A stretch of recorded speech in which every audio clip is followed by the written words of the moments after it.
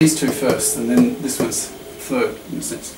All right. Well, this becomes, you know, again using this becomes ABH, right? And then you multiply this coset with this one, so you'll get bracket ABC of H. Now have a look at this A bracket BC and this bracket ABC.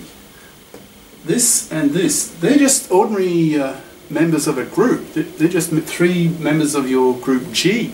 Right?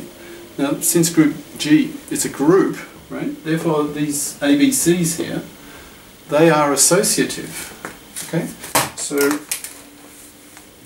that means that this A bracket BC is equal to bracket ABC, right? And if that's the same as that, therefore this is the same as this, and therefore this is the same as that, right?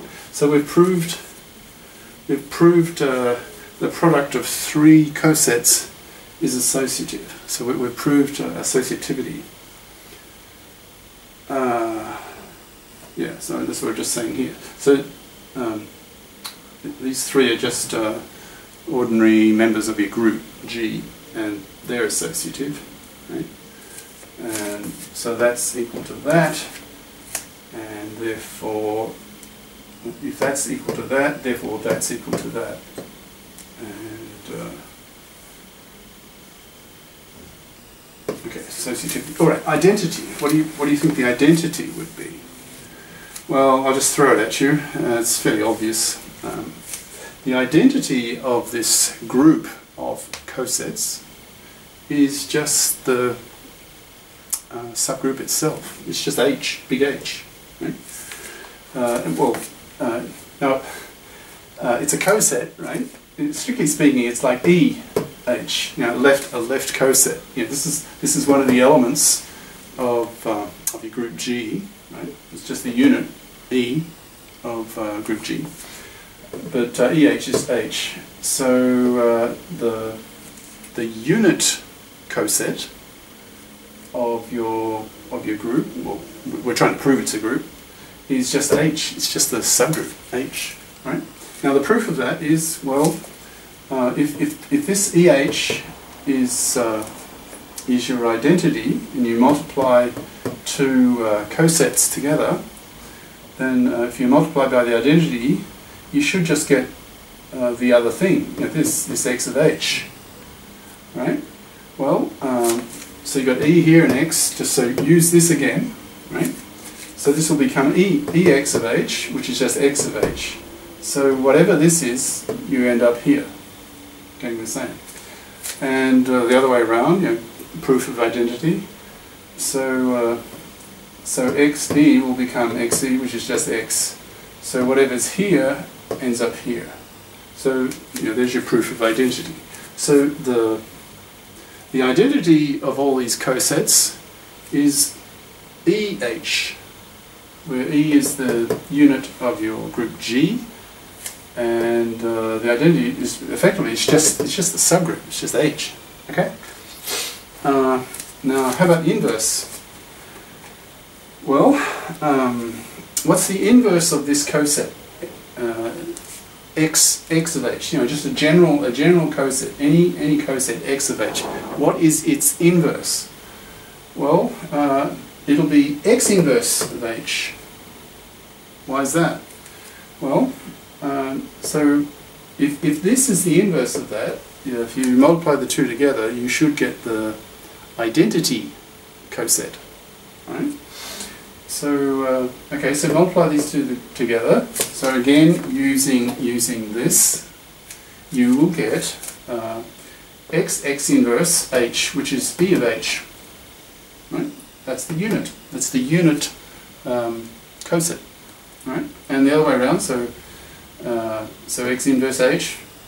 So you'll get X inverse X here, which is just E, equals E of H. Again, the identity. That's the identity coset, right? Therefore, we for any element X of your group G, we have you know, obviously its inverse, which is just x inverse. But for the coset, any coset of this set that we're hoping to prove is a group, so for any coset x of h, the coset's inverse will be x inverse of h, right? And proved it there. So we have the inverses. So we have all four now. We've got closure, associativity, the unit, and the inverses, and therefore it's a group.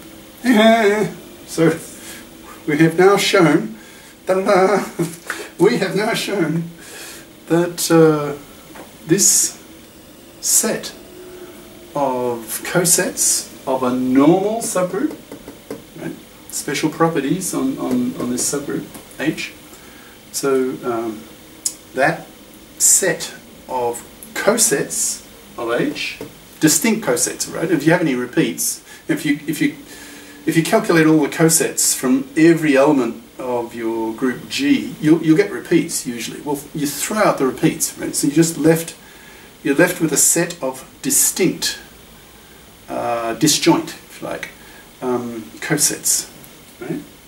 So your group G is in fact the union of the elements of those cosets. I'll talk a bit about that next session. All right, so those distinct cosets with the binary operation of subset multiplication is a group. It's a group. Right? We've just shown that. So here's the definition. Give it a label and a symbol. So you'll use this a lot in future. Okay. So H is a normal subgroup of G. Right? So the set of the cosets of H, right? Disjoint cosets. You throw out the repeats. Okay. That group that we've just shown exists is called the quotient group, or factor group, same thing. Right? Both are used commonly, so you take a pick. Right? So that group is called a quotient group of H in G. So you've got a group G, find a subgroup H that is normal, has to be normal, must be normal, and if so, if H is normal, then find its distinct or disjoint cosets, right? That set of those cosets of H with the binary operation of subset multiplication, that set with that binary operator is a group, and by definition that group of cosets is called a quotient group, and it's written this way, right? G slash H. So if you see this, you know you're talking about a quotient group or a factor group. Right? It's the group that results from finding the set of cosets of H, where H is normal, must be normal. It's the condition. Right? If H is not normal, you cannot find a quotient group for that H. Right?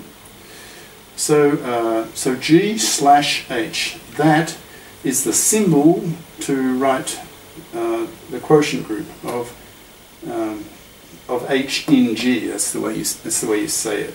Yeah. Right? So that's your quotient group. Now I've run out of board, so in the next session I'll begin with what kind of relationship exists, like this quotient group G slash H. What's its size? What's the order of this quotient group? And what connection is there? What relationship is there between the order of the quotient group and the order of the original group G and the order of your subgroup? There's a pretty simple relationship between these three things. So I'll begin with that on the next session, and then start giving you some examples of quotient groups.